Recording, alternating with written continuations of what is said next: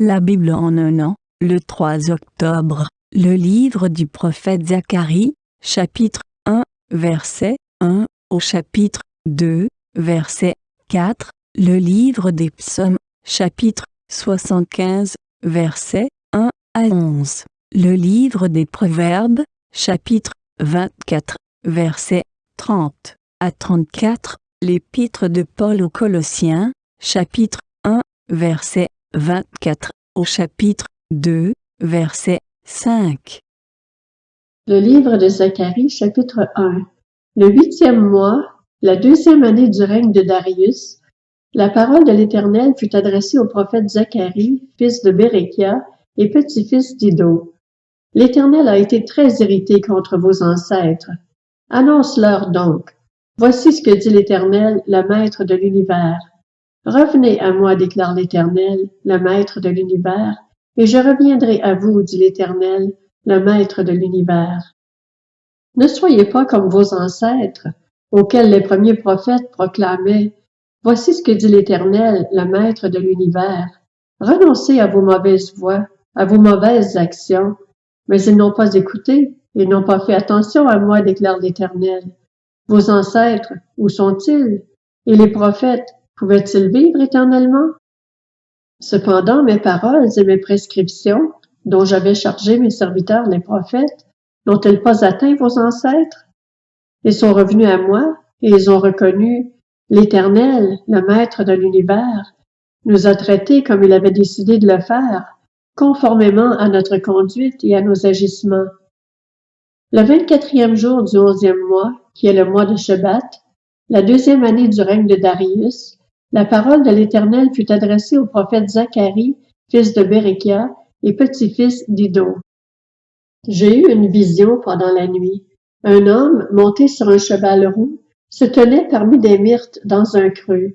Il y avait derrière lui des chevaux roux, bais et blancs.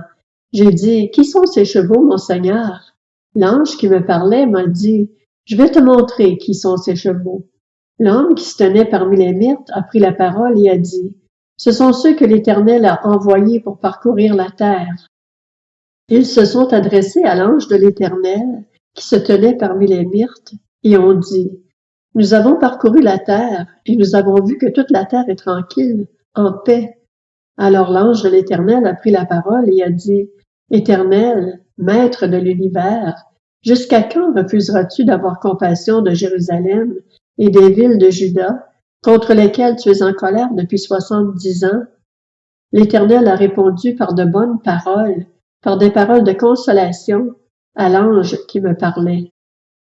L'ange qui me parlait m'a dit, « Proclame, voici ce que dit l'Éternel, le Maître de l'univers. J'éprouve une grande jalousie envers Jérusalem et Sion, et une grande irritation contre les nations insouciantes, car je n'étais que peu irrité, mais elles ont contribué au mal. C'est pourquoi voici ce que dit l'Éternel. Je reviens à Jérusalem avec compassion. Ma maison y sera reconstruite, déclare l'Éternel, le Maître de l'univers, et l'on étendra le ruban à mesurer sur Jérusalem. Proclame encore, voici ce que dit l'Éternel, le Maître de l'univers. Mes villes auront encore des biens en abondance. L'Éternel consolera encore Sion et choisira encore Jérusalem. Le livre de Zacharie, chapitre 2. J'ai levé les yeux et vu 4 cornes. J'ai dit à l'ange qui me parlait, « Qu'est-ce que ces cornes? » Et il m'a répondu, « Ce sont les puissances qui ont dispersé Juda, Israël et Jérusalem. » L'Éternel m'a fait voir 4 forgerons. J'ai dit, « Que viennent-ils faire? » Il a répondu, « Des puissances ont dispersé Juda au point que personne ne redresse la tête. Et ces forgerons sont venus pour les effrayer, pour abattre la puissance des nations qui se sont levées contre le pays de Juda, afin de disperser ses habitants. » Le livre des psaumes, chapitre 75. Au chef de chœur, sur la mélodie de Ne détruis pas. Psaume, chant d'Asaph. Nous te louons, ô Dieu, nous te louons. Ton nom est dans nos bouches, nous proclamons tes merveilles. Au moment que j'aurai fixé, je jugerai avec droiture. La terre tremble avec tous ceux qui l'habitent, mais moi, j'affermis ses piliers. Je dis à ceux qui se vantent, ne vous vantez pas. Et aux méchants, ne levez pas la tête. Ne levez pas si haut votre tête, ne parlez pas avec tant d'arrogance, car ce n'est ni de l'Est, ni de l'Ouest, ni du désert que vient la grandeur.